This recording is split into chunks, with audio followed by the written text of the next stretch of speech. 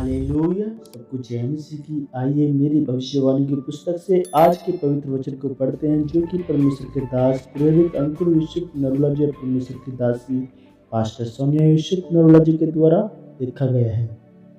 आज का पवित्र वचन स्वर्गीय बुद्धि। जिस तरह नीति वचन की पुस्तक अध्याय 1 के 7वें वचन में लिखा है, यहोवा का भय मानना बुद्धि का मूल है।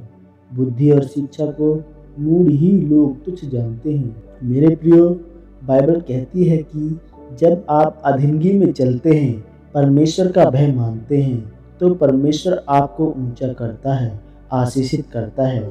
मेरे प्रियो, इस दुनिया की सबसे बढ़िया बाइबल डेक बाइबल को लिखने वाला व्यक्ति एक ऐसा व्यक्ति जिसका पास्टर एक आम सा व्यक्ति था, और डेक बाइबल जिसमें बहुत सी विस्तार तरीके से वचन को समझाया गया, उसको लिखने वाला व्यक्ति आज भी अपने उसी पास्टर के अधीन है। उसके पास्टर को वचन की इतनी समझ नहीं है जितनी कि उसको खुद है, पर वह फिर भी अपने अगुए की कदर करता है, क्योंकि वह परमेश्वर का भय मानने वाला और उसके वचनों पर चलने वाला है। इसलिए परमेश्वर का उस पर अनुग्रह हुआ कि वह दुनिया की सबसे अच्छी बाइबल लिख पाया। पर आज किसी को एक गीत गाना आ जाए, वह चर्च जाना भूल जाएगा। इसलिए लोग आज आशीषित नहीं हो रहे और उस पदवी पर नहीं पहुंच पाते जहां पर वह होने चाहिए। इसलिए वह संघर्ष करते हैं, क्योंकि उनके अंदर परमेश्वर का भय नहीं है और वह अधीनगी में नहीं रहना चाहते। आपके वरदान बताते हैं कि आप परमेश्वर को महिमा देने वाले इंसान हैं। मेरे प्रियो, परमेश्वर ने अब कुछ नहीं करना, क्योंकि परमेश्वर कहते हैं कि मैं सब कुछ पूरा कर चुका हूँ। परमेश्वर कहते हैं, जो कुछ तू धरती पर खुला छोड़ देगा, उसे मैं स्वर्ग में खुला छोड़ दूंगा।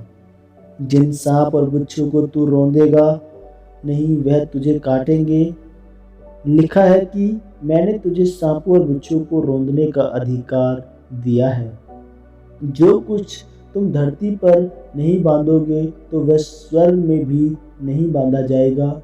मेरे प्रियो, बाइबल में लिखा है कि जकरिया परमेश्वर का भय मानने वाला था, और लिखा है कि उसके कोई भी बच्चा नहीं था।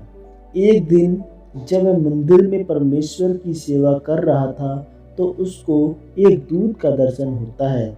लिखा है, दूत को देखकर जकरिया पर भय छा गया, जिसको इब्रानी भाषा में तारासो कहते हैं, जिसका मतलब है कि पूरी तरह से नहीं, पर भय छा जाना। क्योंकि जब दूत ने उसे बोला कि तेरे घर पुत्र होगा, तो वह दूत के सामने बोलता है कि मैं यह सब कैसे जानूं।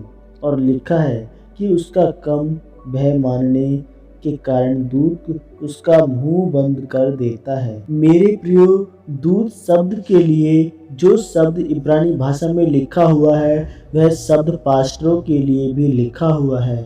जब किसी में डर कम होता है, तो वह अपने दूत के सामने भी बिना जांचे परखे बोल सकते हैं।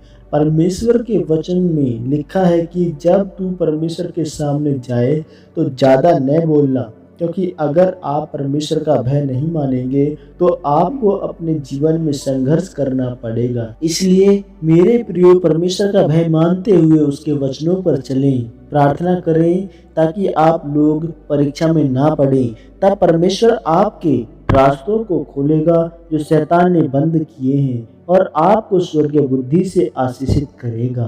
परमेश्वर आपको इस वचन के द्वारा आशीषित करे। आमीन। यह अंगीकार आपके द्वारा किया जाए।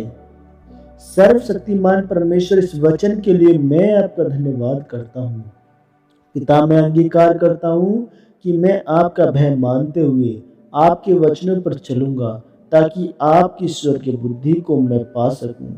प्रभु यीशु मसीह के नाम में आमीन, आमीन, आमीन। God bless you all of you. परमेश्वर आपको इस वचन के द्वारा आशीषित करें।